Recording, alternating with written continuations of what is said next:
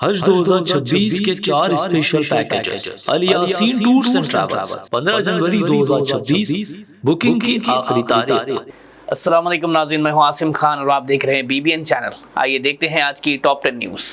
امریکی صدر Donald Trump نے وائٹ ہاؤس میں اسرائیل کے وزیر اعظم بنجامن نیتنیاہو سے 3 گھنٹے لمبی ملاقات کے بعد ایران کو سخت لہجے میں مڈ نائٹ ہیمر کی وارننگ دی، لیکن ساتھ ہی کہا کہ امریکہ پہلے ڈپلومیسی اور مذاکرات کے ذریعے مسئلہ حل کرنا چاہتا ہے۔ ٹرمپ نے واضح کیا کہ اگر تہران اس دفعہ صحیح فیصلہ کرتا ہے تو بات چیت کا راستہ کھلا رہے گا، ورنہ نیگوشیشن ناکام ہونے پر مشکل نتائج کا سامنا بھی کرنا پڑ سکتا ہے۔ ایران کے صدر مسعود پزشکیان نے اسلامک ریولیوشن کے 47 سالگرہ کے موقع پر تہران میں واضح کیا کہ ایران اپنے نیوکلیئر پروگرام پر کسی بھی حد سے زیادہ شرطوں کے آگے جھکے گا نہیں، چاہے امریکہ کتنا ہی دباؤ کیوں نہ بنائے۔ انہوں نے کہا کہ ایران ویریفیکیشن کے لیے تیار ہے، لیکن میزائل پروگرام اور علاقائی مسائل کو مذاکرات کا حصہ بنانا تہران کے لیے قابل قبول نہیں۔ انہوں نے مزید کہا کہ ملک اپنی خود مختاری اور سلامتی پر کوئی سمجھوتا نہیں کرے گا۔ ایران میں سیکیورٹی فورسز کی سخت کارروائی کے بعد پروٹیسٹ کے دوران مرنے والوں کی تعداد ایکٹیوسٹ کے مطابق 7,000 سے زیادہ ہو چکی ہے، جبکہ حکومت نے پہلے اس سے کافی کم تعداد بتائی تھی۔ اس کے علاوہ ملک بھر میں انٹرنیٹ پابندیوں کے سبب اصل فگر اور زیادہ ہونے کا اندیشہ ہے، اور اس وجہ سے ملک کے اندر بے چینی برقرار ہے اور بین الاقوامی سطح پر تہران کو شدید تنقید کا سامنا بھی کرنا پڑ رہا ہے۔ بنگلہ دیش میں آج اہم عام انتخابات ہو رہے ہیں، جہاں سخت سیکیورٹی کے درمیان ووٹنگ جاری ہے۔ یہ پہلا الیکشن ہے جو اسٹوڈنٹ موومنٹ کے بعد شیخ حسینہ کی حکومت گرنے اور عوامی لیگ پر پابندی لگنے کے بعد ہو رہا ہے، اس لیے سیاسی ماحول کافی تناؤ بھرا ہے۔ انتخابی عمل کو محفوظ بنانے کے لیے قریب 10 لاکھ سیکیورٹی پرسنل تعینات کیے گئے ہیں، جبکہ 12 کروڑ سے زیادہ رجسٹرڈ ووٹرز اپنا حق رائے دہی استعمال کر رہے ہیں۔ اس انتخابات میں BNP، جماعت اسلامی اور دوسری پارٹیز کے درمیان سخت مقابلہ دیکھا جا رہا ہے۔ کانگریس لیڈر راہل گاندھی نے بھارت بند کی حمایت کا اعلان کرتے ہوئے کہا کہ وہ مزدوروں اور کسانوں کے ساتھ مضبوطی سے کھڑے ہیں، کیونکہ نئے لیبر کوڈ سے ورکرز کے حقوق کمزور ہو رہے ہیں، جبکہ کسانوں کو امریکہ کے ساتھ تجارتی معاہدے سے اپنی آمدنی پر برا اثر پڑنے کا خوف ہے۔ راہل گاندھی نے یہ بھی کہا کہ MGNریگا جیسے پروگرامز کو کمزور کرنا دیہاتی عوام کے لیے شدید مشکلات پیدا کرے گا، اور سوال اٹھایا کہ کیا حکومت ان آوازوں کو سنے گی یا پھر ان مسائل کو نظر انداز کیا جاتا رہے گا۔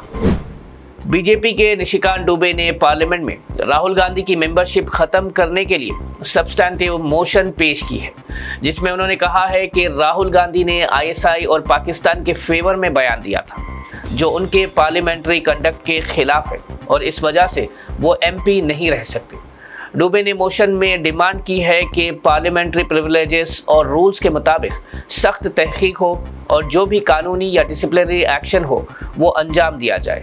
اپوزیشن نے اس موشن کو پولیٹیکلی موٹیویٹڈ قرار دیا ہے اور کہا کہ BJP اس سے صرف پولیٹیکل ڈسٹریکشن کریٹ کر رہا ہے۔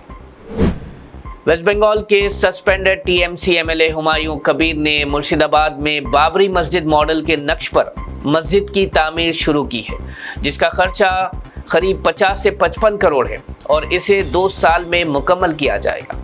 یہ مسجد 11 ایکڑ زمین پر بن رہی ہے، جو قریب 12,000 لوگوں کے لیے نماز کی جگہ مہیا کرے گی۔ ہمایوں کبیر نے کہا کہ لوگ اپنے مذہب کے مطابق مندر، چرچ یا مسجد بنا سکتے ہیں، اور ان کا یہ مقصد صرف اللہ کی خوشی اور عبادت ہے۔ انہوں نے مزید کہا کہ اس میں انہیں نان مسلمز بھی سپورٹ کر رہے ہیں، اور اب اس تعمیر کو کوئی بھی طاقت نہیں روک سکتی۔ لوک سبھا میں AIMIM چیف اور MP اسد الدین اویسی نے سرکار پر سخت تنقید کی اور کہا کہ ڈیفرنٹلی ایبلڈ فوجیوں کو ملنے والے انکم ٹیکس بینیفٹس واپس لے لیے گئے، جو انصاف کے بالکل خلاف ہے۔ انہوں نے PM مودی کی 12 سال کی حکومت کے دوران فوج کے معاملات پر بھی سوال اٹھائے۔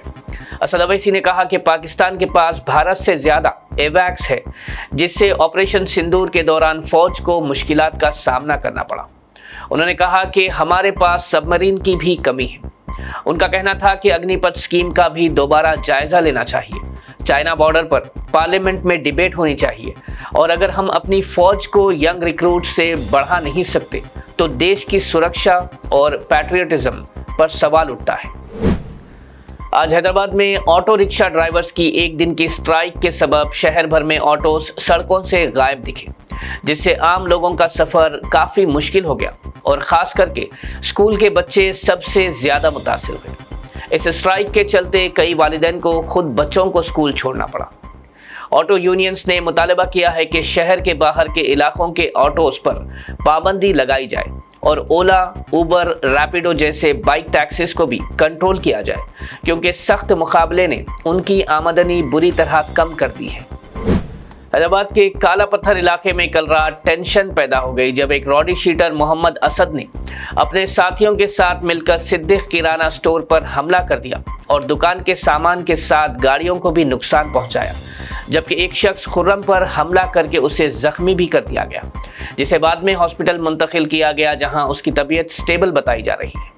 ये सारा मंजर सीसीटीवी कैमरा फुटेज में देखा जा सकता है। इस मामले की इत्तला मिलते ही पुलिस मौके पर पहुंच गई और एफआईआर भी दर्ज कर ली गई है ताकि इलाके में अमन व अमान बरकरार रखा जा सके और इस मामले में फिलहाल मुल्जिमान की तलाश जारी है। नाज़रीन, ये थी आज की टॉप 10 न्यूज़। देखते रहिए BBN चैनल। मुझे दीजिए इजाज़त। अल्लाह हाफिज़।